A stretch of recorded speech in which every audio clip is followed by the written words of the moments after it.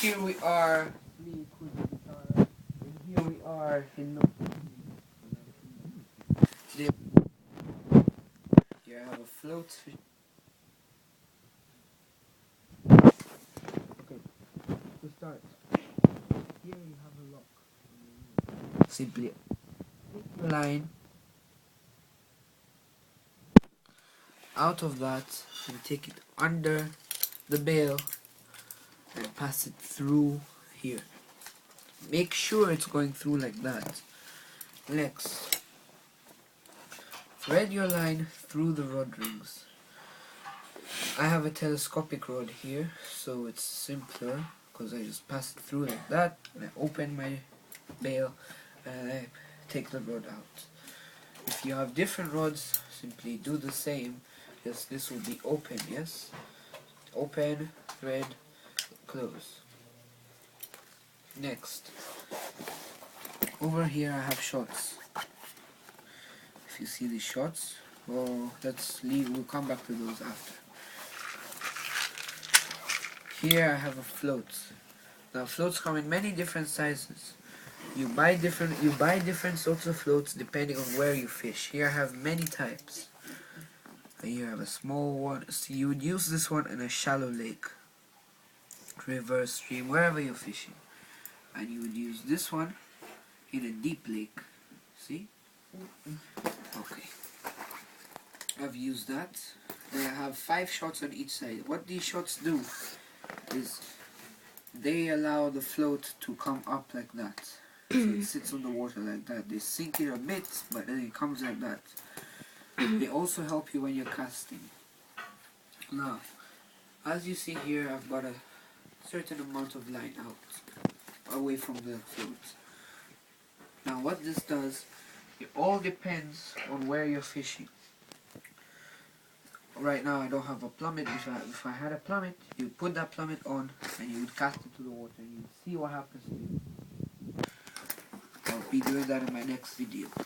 So here we have about 1.5 feet of line left. Now what this line is about, when you're fishing, your float will be on the top of the water like that and your hook there with your hook and the bait. It will be sitting like that. That would be like this on the water. Now, at the end of that line, you're going to want to get a hook. Like that. It all depends on what fish you're looking for. I'm using this, so I'm looking for carp, roach, and perch, maybe even some zander. So, next. Take your line and pass it through the hole in the hook. See that hole there?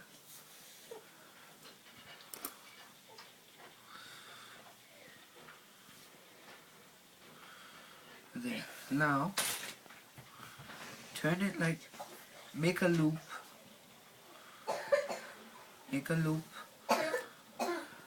around there and make it like that. Next, you want to twist,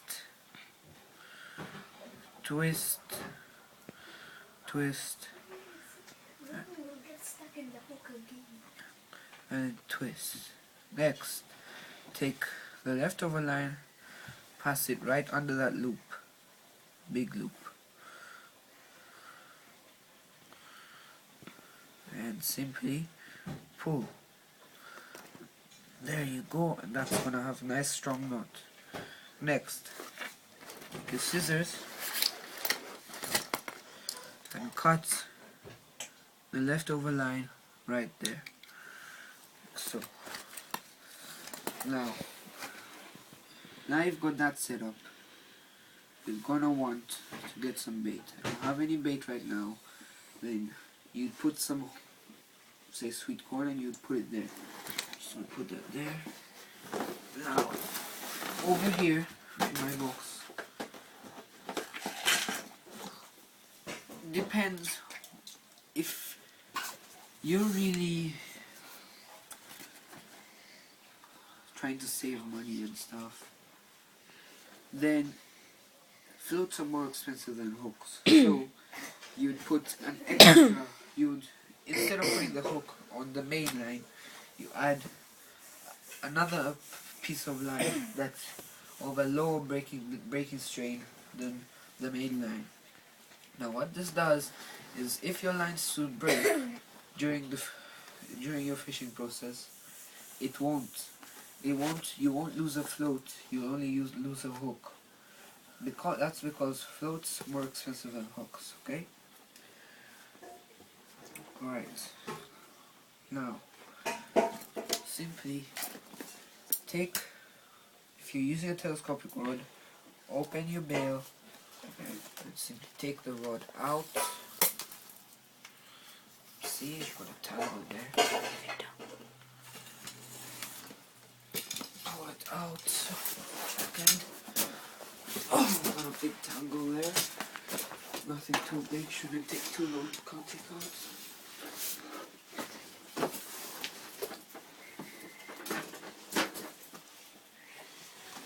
Close that. There you go.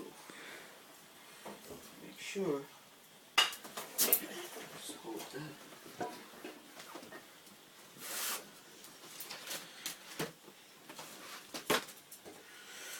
I've caught the cover. Okay. Now, sorry to have let out a bit too much line.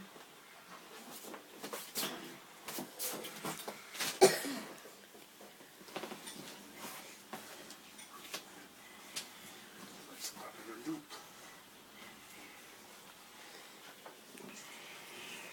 Thank you.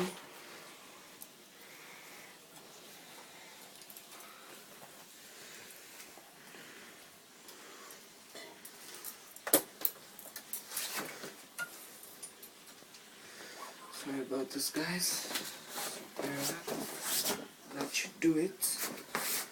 Next, revealing. Oh, stangle again.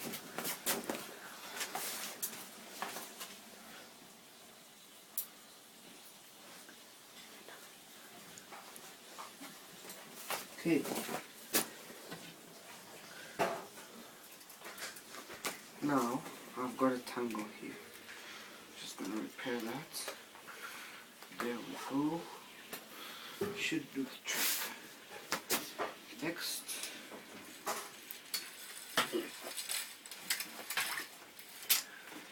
Oh god. Don't do this at home, guys. It could cause a big mess in your line.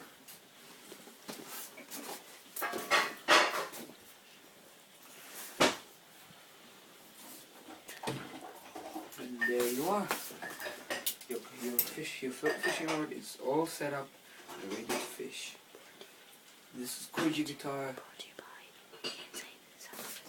This is Kurji Guitar. I'm thanking you, my crew, Ian Ferreira and Zane Kurji. And this is Kurji Guitar. Peace.